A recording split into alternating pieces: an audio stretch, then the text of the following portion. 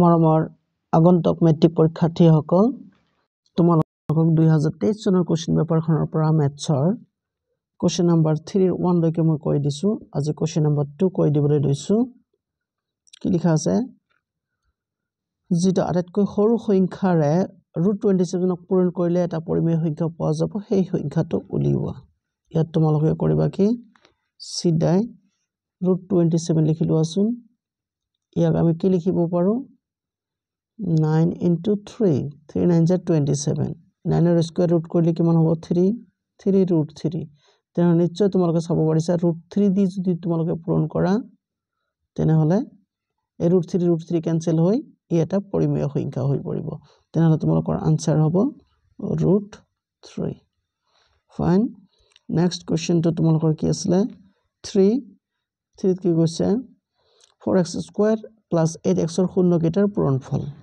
তোমালোকে জানা শূন্য কেইটাৰ পূৰণফল কি হয় আলফা * বিটা = c/a হয় ইয়াত c ৰ ভ্যালু কিমান আছে শূন্য আছে a ৰ ভ্যালু 4 গতিকে শূন্যক 4 দি পূৰণ কৰিলে হৰণ কৰিলে শূন্য হয় তোমালোকে আনসাৰটো লিখিবা শূন্য নেক্সট কোৱেশ্চন কি আছিল কোৱেশ্চন নম্বৰ 4 যদি বহুপদ এটা px ৰ মাত্ৰা n হয় তেন্তে বহুপদৰ শূন্য সংখ্যা কিমান হ'ব তোমালোকে লিখিবা আনসাৰত n হ'ব কিয় n হ'ব কাৰণ যি বহুপদৰ মাত্ৰা 2 তাৰ কিন্তু মূল দুটা থাকে গতিকে n মাত্ৰা বিশিষ্ট বহুপদৰ মূল হ'ব তোমালোকৰ n টা নেক্সট এটো ইন্টাৰেস্টিং কোৱেশ্চন দিছে তোমালোকক কি কৈছে যে সত্য লিখা তাৰ মানে 0 * x + 0 * y + k = 0 আকৌ কন্ডিশন কি লগাই দিছে k not equal to 0 যেহেতু k not equal to 0 দিছে কিন্তু ইয়াত তোমালোকে চাব পাৰিছা হুবহু ইয়াত k equal to 0 হৈ যায় সেই কাৰণে এটো ফলস হ'ব অসত্য নেক্সট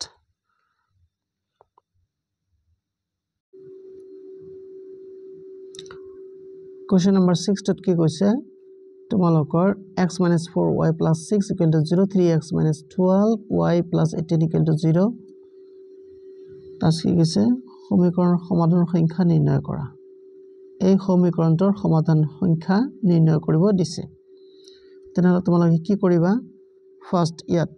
a1 ৰ মান 1 a2 ৰ মান কিমান আছে 3 আছে চাইছা ইকুৱেল টু লিখিবা তাৰ পিছত a2 ৰ মান আছে তোমালোকৰ b1 ৰ মান আছে তোমালোকৰ -4 b2 ৰ মান -12 মানে তাৰপিছত চিন দিব নালাগে দি দিছো আৰু তাৰ পিছত ইয়াত 6 আছে আৰু ইয়াত আছে তোমালোকৰ 18 তোমালোকে চাব পাৰিছা নহয় ইয়াত সব কেইটাৰ ভ্যালু কিমান হ'ব একে হ'ব 1/3 যেহেতু সব কেইটাৰ ভ্যালু একে হয় গতিকে ইয়াৰ কোনো সমাধান নাই বুলি লিখিবা নাই নেক্সট কোৱেশ্চন তোমালোকৰ কি আছিল x² + px + q সমীকৰণটোৰ মূল দুটা বাস্তৱ আৰু অসমান হোৱাৰ শৰ্ত বাস্তৱ হ'ব কিন্তু অসমান তেনেহলে কি আছে তাৰমানে তোমাৰ ডিসক্ৰিমিনেন্ট উলিয়াব দিছে নাই তোমালোকে জানা d is equal to b² - 4ac greater than 0 হ'ব লাগিব নাই তেনেহলে ইয়াত b ৰ জাগাত কি আছে p সেইকাৰণে লিখিবা তোমালোকে p² 4 এর জাগাত আছে কিমান 1 আছে একো নাই মানে 1 কিন্তু ইনটু c ৰ জাগাত কি আছে তোমালোকৰ q আছে greater than 0 ক্যালকুলেট কৰা তোমালোকে ইমপ্লাইজ দিবা ইয়াত আচ্ছা p² - 4q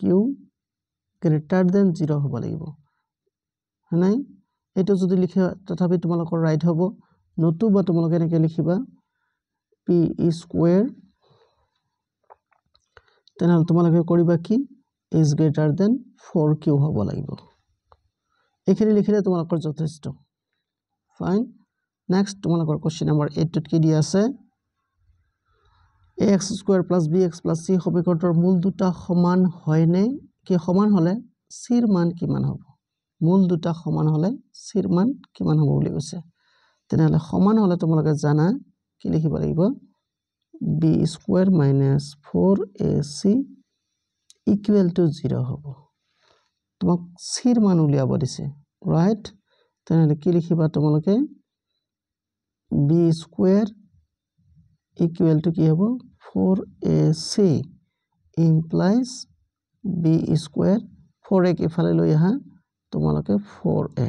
equal to c তেন্তে c ৰ মান হ'ব কি b square by 4a fine খুব ধুনিয়া কোশ্চেন এটো কোশ্চেন নম্বৰ 9 টোত কি দিছে ন 9 টোত দিছে তোমালোকৰ 2468 প্ৰগতিটোৰ কিমানতম পদ 50 থাকিব তোমালোকৰ কিমানতম পদ মানে tn উলিয়াব দিছে হয়নে তেনেহলে তোমালোকে এইদৰে লিখিবা tn বা an যেনেকৈ নিলিখা কিয় tn equal to কি হয় formula a plus n minus 1 whole into d হয়নে ইয়াত তোমালোকে a ৰ মান কিমান 2 প্ৰথম পদটো কিমানতম পদ তোমালোকৰ 50 বুলি কৈছে না 50 হ'ব তেনেহলে তোমালোকে tn ৰ মান তোমালোকক দিয়া আছে কাৰণ ইয়াত 50 দিয়া আছে n ৰ মান আমাক উলিয়াব লাগে n - 1 d ৰ মান কিমান হ'ব তোমালোকৰ পাৰ্থক্য ইয়াত 2 আছে 4 - 2 2 হ'ব ফাইন which implies